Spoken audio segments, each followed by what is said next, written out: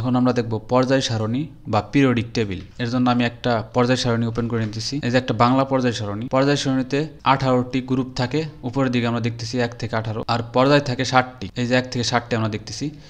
এই গ্রুপ আর পর্যায়গুলো কিভাবে হয়? পর্যায় সারণীর প্রত্যেকটা কলাম হয়েছে এক একটা গ্রুপ, আর প্রত্যেকটা সারি হয়েছে এক একটা পর্যায়, বা রো ওয়াইজ যে এভাবে আমরা কনসিডার করি তাহলে 60টা রো হয়, 60টা পর্যায়। কলাম ওয়াইজ যদি করি তাহলে আমাদের 18টা কলাম, 18টা হয়েছে গ্রুপ বা কলাম।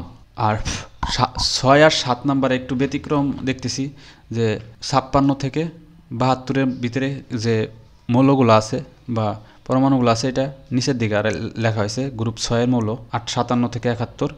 আবার 7 নাম্বার পর্যায়ের 88 রেডিয়াম থেকে রাদারফোর্ডিয়াম পর্যন্ত যে মৌলগুলো আছে সেটা 7 নাম্বার পর্যায়ের। এই যে 89 থেকে 103 পর্যন্ত নিচে দেওয়া আছে। এটা একটা বাংলা পর্যায় সারণী।